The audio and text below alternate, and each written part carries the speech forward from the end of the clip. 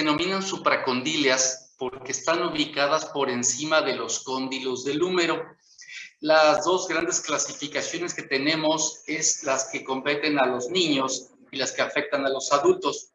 Esta división se hace considerando que los niños tienen un proceso de desarrollo que está en ese momento activado y los adultos ya no van a crecer, entonces el manejo cambia mucho. Es bien importante establecer los parámetros que hemos tenido para otro tipo de lesiones de huesos, como son que sean abiertas o cerradas.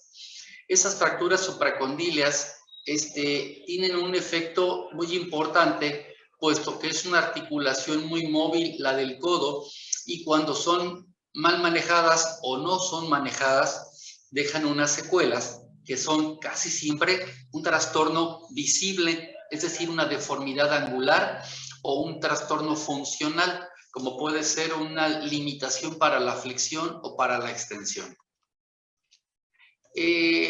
Garland hizo una clasificación muy sencilla en la que dice que hay una fractura que en el dibujo tipo A es una fractura no desalojada que está alineada, se fracturó pero se quedó en su lugar. En la tipo B ya tiene una angulación y en la tipo C está desalojada. Por supuesto que la condición que va agravando una de otra está muy relacionada con la vascularidad de la región. Tenemos, aparte de todo lo vascular, lo nervioso. Y con más frecuencia tenemos lesiones nerviosas que vasculares. Entonces, la frecuencia con la que tenemos parálisis es muy alta. Esas parálisis pues, son parte de las complicaciones, pero entendiendo ahorita la anatomía, pues nos ayuda a entender por qué se vuelven fracturas difíciles. Con la intención de ser poco agresivos, tomamos siempre un punto de tratamiento como el que sea de menor molestia para el paciente. Primero se trata de reducir la fractura cuando está desalojada, como decíamos, y llevarla a su lugar. Después vendrá la fijación. En los casos más comunes, esta reducción se hace mediante unas maniobras en las que se hace una tracción y contratracción, es decir, los que intervienen jalan la mano mientras otros jalan el codo para hacer la contratracción. Se produce un doblez del codo y un giro de la mano hacia el frente, con lo que ese movimiento de supinación, de pronación, perdón, porque está la pronación, con una flexión del codo hacia atrás, nos deja orientados los puntos estratégicos que son los dos cóndilos del húmero y la punta que nos ofrece el olecranon. Esto forma un triángulo, ¿sí?, equilátero, y eso es una orientación anatómica para lo que vamos a buscar. Cuando el paciente tenemos ese desorden en esos tres puntos que comento, pues también la radiografía seguramente tendrá esos cambios. Para llevarlos a su lugar, les decía, existen las maniobras de reducción cerrada, sin abrir al paciente, pero usando, por supuesto, equipos de rayos X. No sé si estén familiarizados con un equipo que se llama fluoroscopio o brazo en C. Es una radiografía, es una imagen digital en tiempo real en la que podemos estar moviendo los fragmentos del hueso y en pantalla los vemos exactamente. Podemos ir perforando y metiendo clavillos o implantes ortopédicos y tenemos la imagen real en ese momento. Es decir, no hace falta una toma, un revelado, un secado y otra vez ahí viene la radiografía, sino todo va ocurriendo así. Sí, hay muchas radiaciones para el paciente y los que estamos dentro del quirófano, pero es una forma muy práctica, muy sencilla de llevar a cabo la reducción supervisada y la fijación percutánea. Es decir, meter clavillos a través de la piel para que se coloquen en los puntos fijos y bloqueen los puntos móviles, es decir, el trazo de la fractura. Tenemos una clasificación de Garland muy desplazada ahí, una C. Tenemos una imagen al centro lateral de los cóndilos con esos clavillos cruzados, y una imagen anteroposterior donde se une los cóndilos con el resto de la diáfisis del húmero. La fractura está en este nivel, supracondilia, encima de los cóndilos. La mayoría de las veces involucra la fosa olecraneana en su porción más proximal, y eso también es una guía anatómica para que reduzcamos correctamente. Si por alguna razón no queremos usar un equipo de fluoroscopía brazo en C, vamos a hacer una cirugía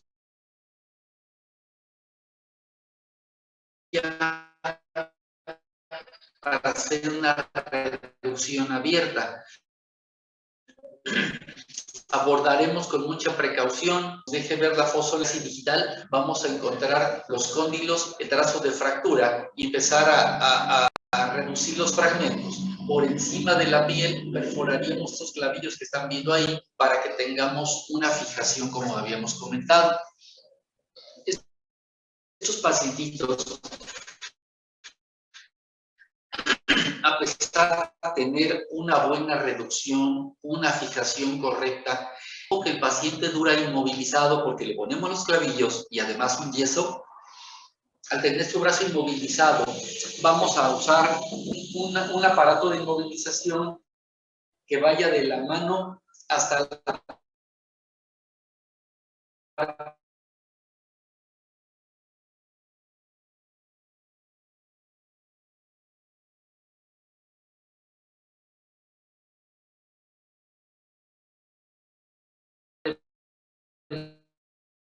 media del brazo, de tal manera que queda bloqueada la muñeca y el codo, y entonces empiezan como atrofia. ¿De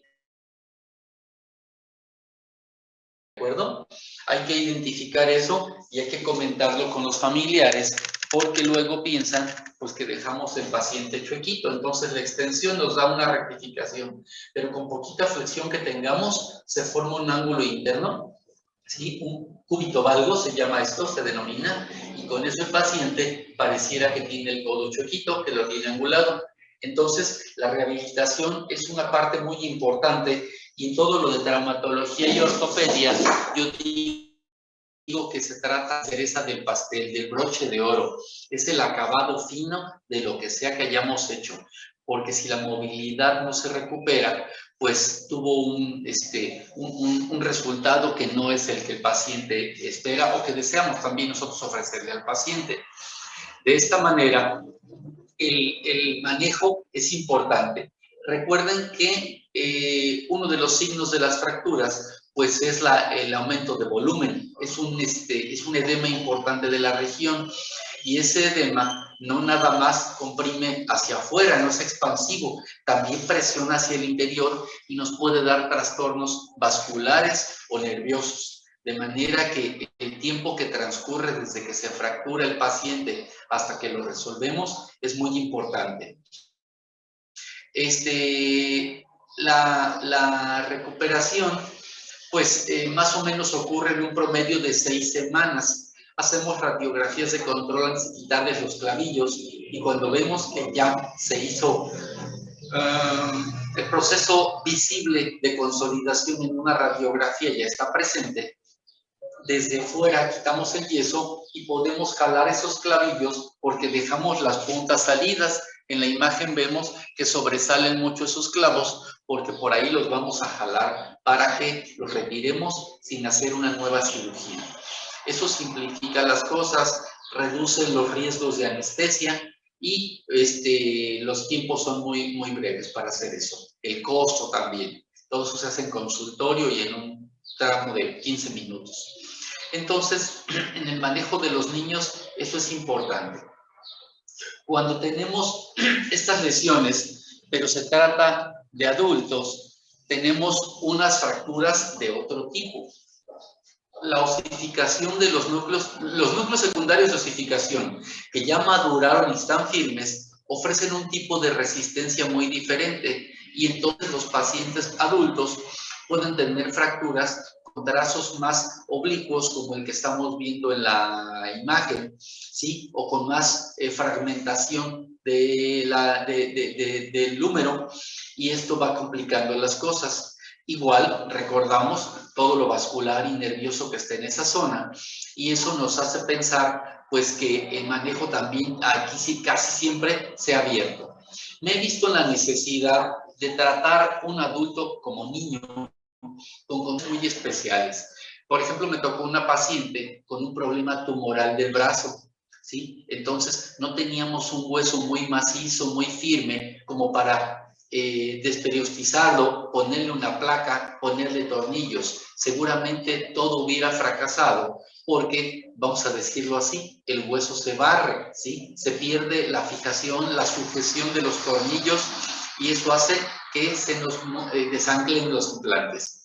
En cambio, le pusimos clavillos nada más y nos fue muy bien con la paciente. Por supuesto que no hubo una reducción perfecta ni una reducción anatómica, se le explica al paciente, pero esa sería una condición en la que el paciente sale ganando y en la que, como decíamos otro día, menos es más.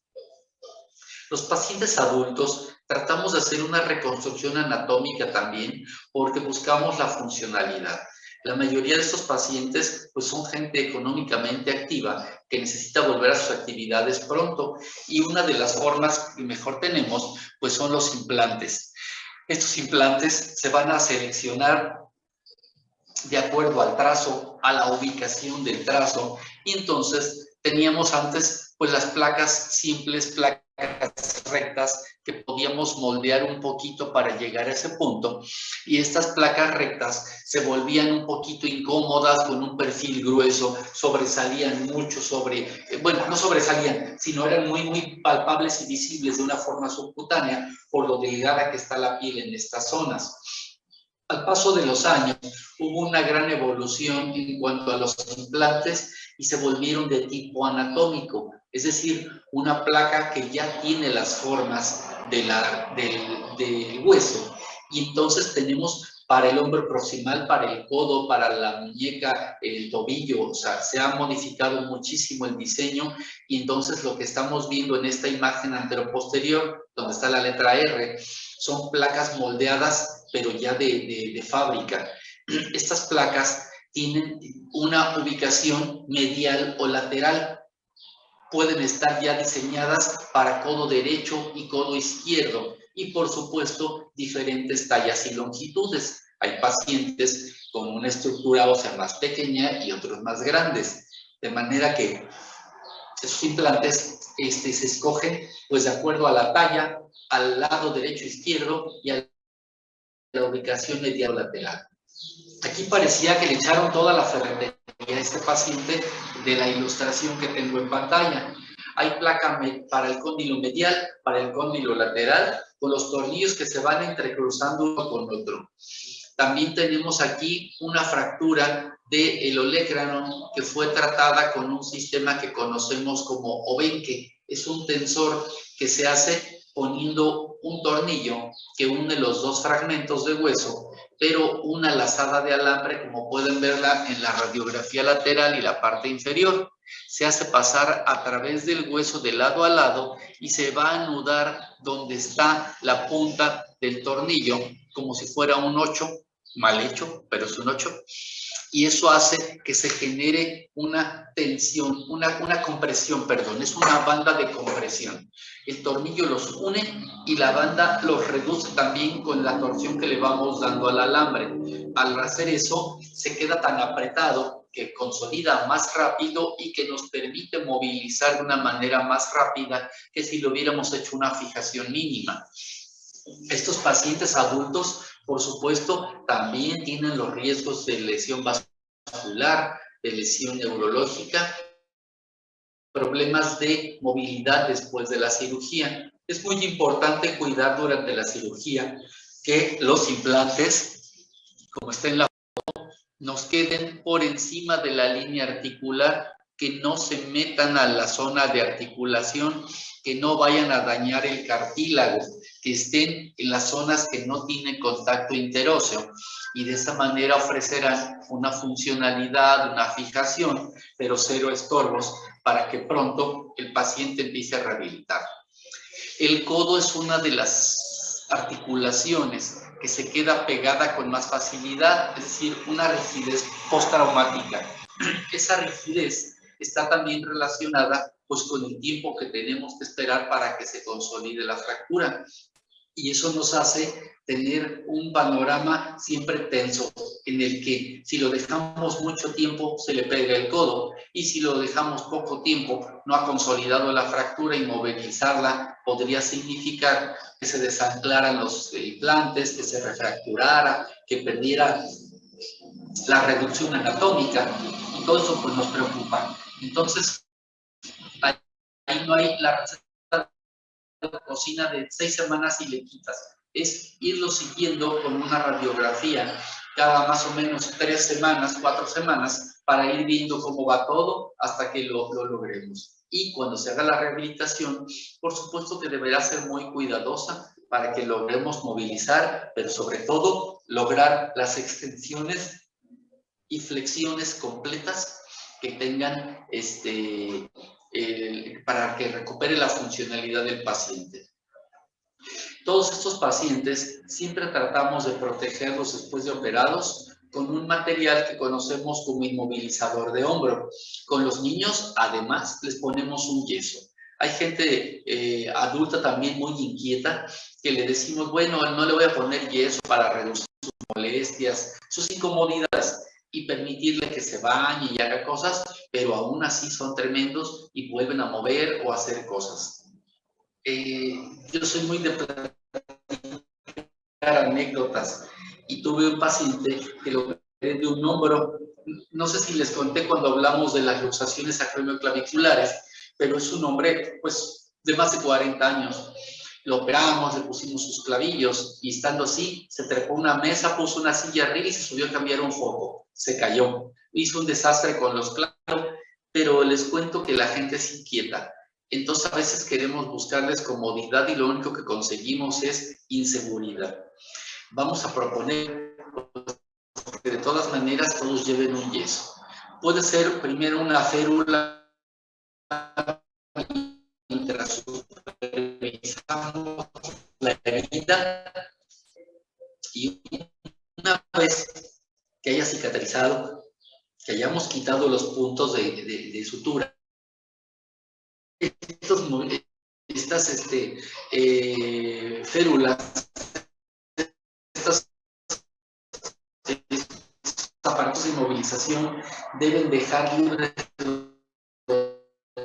los dedos. Bueno, y por supuesto, dejando libre, el paciente le siga funcionando la pinza, que es elemental para firmar, para vestirse, para comer, para abrocharse la ropa.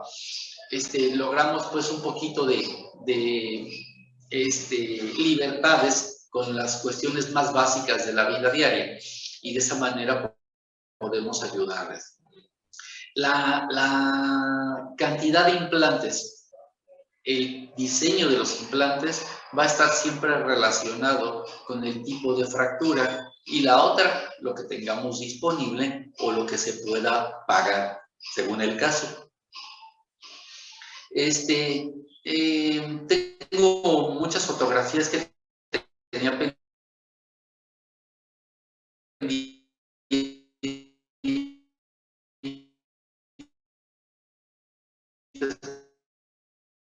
pues en la presentación que enriquecí más. Estar así como que el encontré se quedó allá. Aparecen pues el edema, el hematoma, ¿sabes? Sobre las maniobras que les platico. Sin embargo, estas maniobras desde cero, pero la cuestión está la asesoría, en la que le jales, pero pues también cuánto le jalas, y dónde le aprietas y dónde no le aprietas, para tener en cuenta que no estemos haciendo mucha lesión por encima de las raíces nerviosas que pasan por esa zona. Es importante conservar que si tenemos un problema inflamatorio severo, eso es importante. A veces no los podemos operar luego por el volumen tan grande que hicieron en el codo.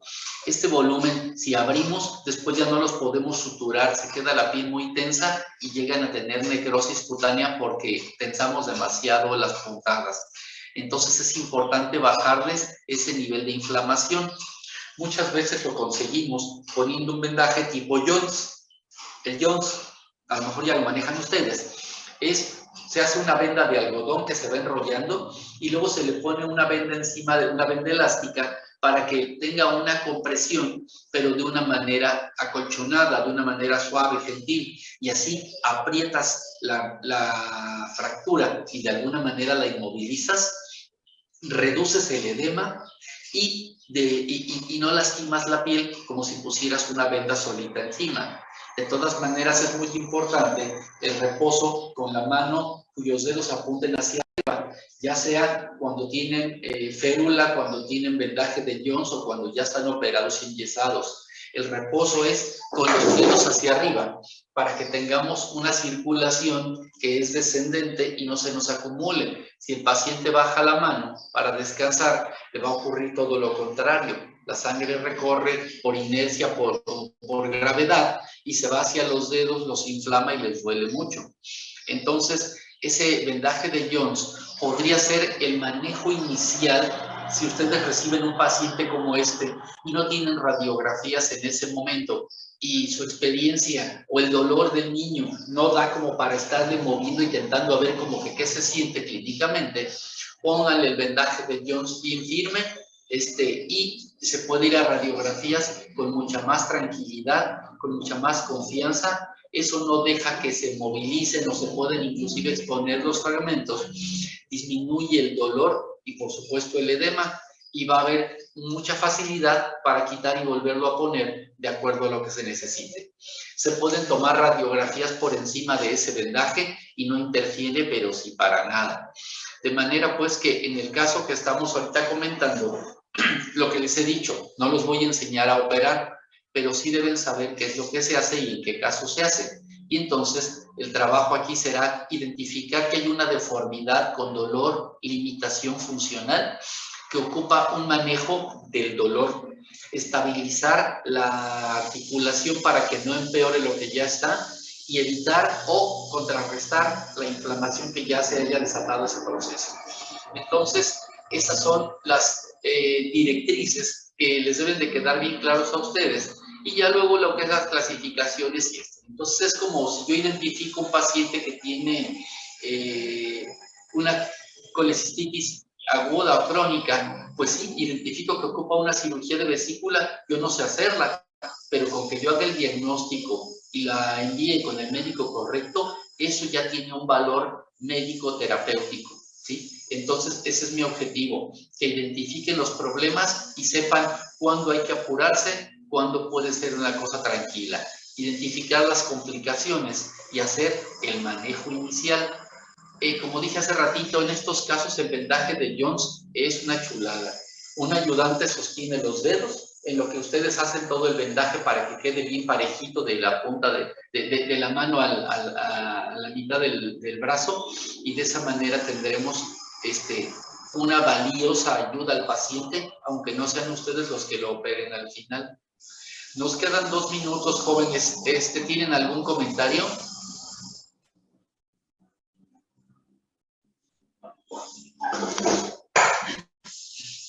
¿Hay alguna pregunta que quieran hacer?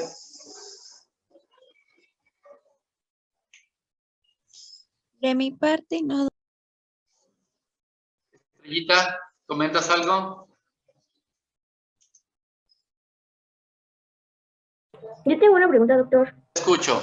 Si aquí nos quedará algún tipo de angulación, ¿se corrige con la rehabilitación o ya cuando es muy grave se hace otra cosa? Buena pregunta. Si la angulación quedó porque quedó mal reducida, aquí sí los dejamos y esperamos un tiempo para luego hacer una corrección quirúrgica que sería una osteotomía.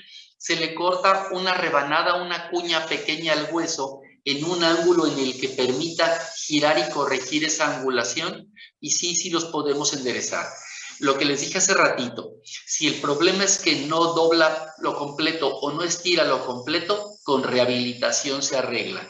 Pero si de veras quedó chuequita la reducción, la rehabilitación no lo va a resolver. Es una cirugía, pero después. ¿Por qué? Porque la remodelación nos va a llevar a un proceso en el que puede ser a nuestro favor, bueno, del paciente, y con eso lograr otra vez modificar el huesito de manera que recupere sus lineamientos.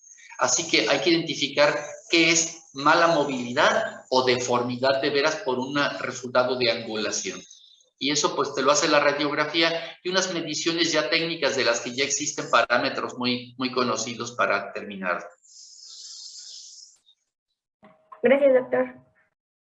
A la brevedad les hago llegar la presentación completa. Yo voy al hospital hasta en la noche y ya lo pongo en plataforma, pero les agradezco mucho la comprensión de esto que yo